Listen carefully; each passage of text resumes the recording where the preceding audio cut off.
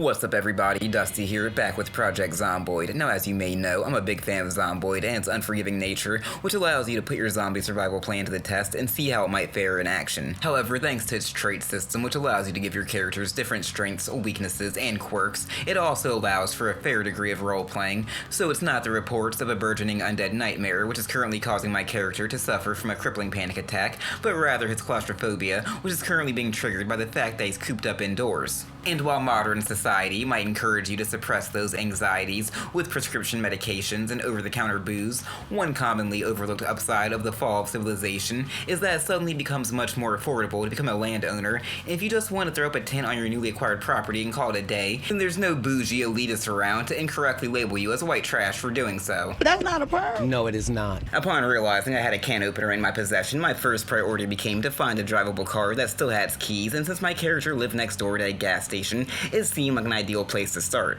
Although given that I decided to switch things up a little and kick my run off in October instead of July, which is the default, getting my hands on some more appropriate clothing wasn't far behind.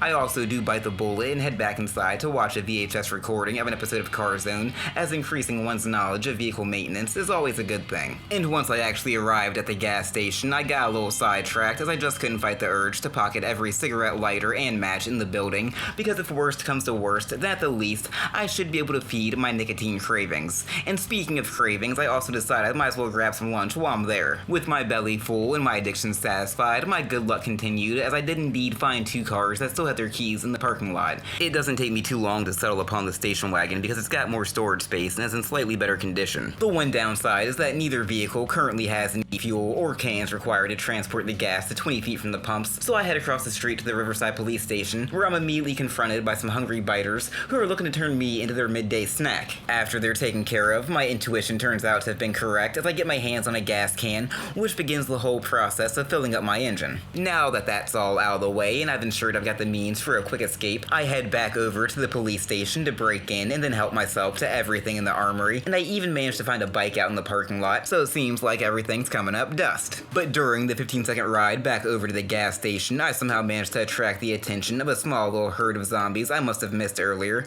but thanks to some quick thinking and even quicker feet, I'm able to lure the majority of them over to the police station and then loop my way back over to my newly acquired station wagon so I can get the hell out of there. Unfortunately, I am forced to leave the bike behind, but considering my ass is still intact, I'd consider it more than a fair trade, and the day ends with me cleaning out the local bait shop and then passing out in the parking lot. Now, despite ending with me fleeing for my life, the first day was undeniably an overwhelming success, so of course the second day would kick off with me triggering a restaurant security system when I was just looking for some breakfast. While certainly not ideal, the fact that every zombie within earshot would now be drawn to its blaring alarms did provide me with a way to reacquire my bike, though there still was a considerable amount of effort involved. Immediately after this, I stop at the local Hugo Plush to grab some winter clothing, because while the weather might be pleasant enough now, I had a feeling that would change soon enough. With that out of the way though, there was clearly nothing left to keep me in Riverside, so after hastily swiping as many canned goods as I could out of a few houses, it was time for a good old-fashioned road trip. Now initially, I was intending to just maybe sort of hang out on the outskirts of town over on the waterfront, but even a few miles out, I still found it to be more densely populated than I would have liked. Eventually, I decided to plant my flag, as it were, at this little lake to the south of Riverside, but when I arrived, I found numerous undead dipshits looking to dispute my claim. I don't really feel like turning this into a whole thing at the moment, so I just lead them all into a cornfield, then run back into the woods, and after some brief foraging, I set up my tent,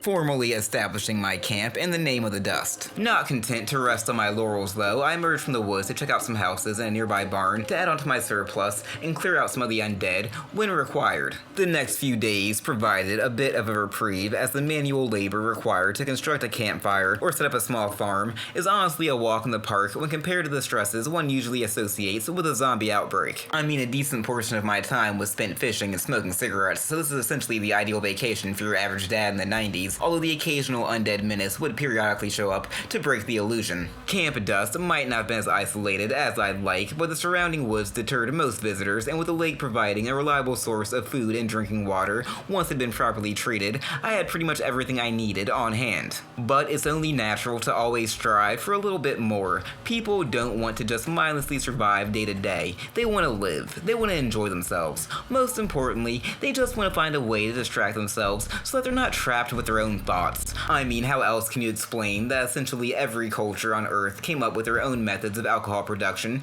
independently of one another. Teacher, mother, secret lover. So while I could have just passed my days tending to my farm, fishing, and just taking care of all of my immediate needs, it just wasn't in my nature. So instead, I would find myself taking bike rides to scout my surroundings, and while these sojourns in the remnants of civilization certainly weren't without their risks, there were also a number of useful rewards to be uncovered, and there's no such thing as being over-prepared during a zombie apocalypse. It's also around this time that I realized I probably shouldn't take some of my supplies for granted. Yes, hammers and wrenches are great for bashing zombies' brains in, but that's not their primary purpose, and it could be a pain in the ass to have to track one down later for some future project. Spears, on the other hand, can be made from any tree branch, and I'm currently suffering from no shortage of those things, so I quickly get to work adding to my arsenal. Now the upside is that these things are very effective when it comes to the dispatching of mindless munchers. The downside, though, is that my carpentry skills are definitely nothing to write home about, so they aren't exactly the most durable. In fact, one of them actually ended up breaking after only a single swing, so it's usually a good idea to keep a sturdier backup on hand, just in case. Still, even with their durability issues, I found spears becoming my go-to weapon of choice,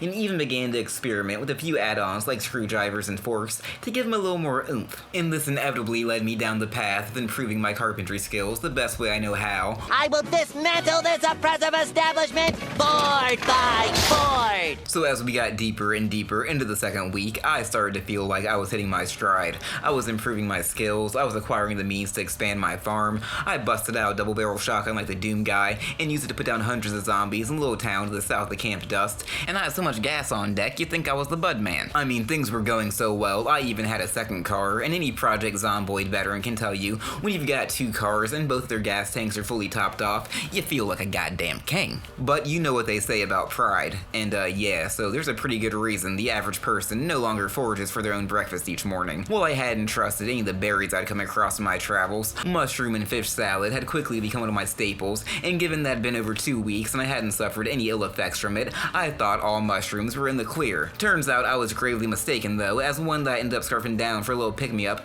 turned out to be severely poisonous, and despite my frantic efforts to find some relief, my condition rapidly declined, and before I even really knew what was going on, I was dead. Still, even though I only survived for 16 days, I'd like to consider this as a challenge successfully completed, because I think this video fully illustrates that it is indeed possible for those with claustrophobia to thrive during a zombie outbreak. You just might want to stick to canned goods though. What's up people, Dusty here, and I hope you've all enjoyed this video. If you didn't, then I've got no clue why you're still hanging around, like what are you even doing? But if you did, then why not leave a like and consider subscribing to the channel so that you can be kept up to date with all my latest content. Or don't let me tell you how to live your life. And as always, thanks for watching.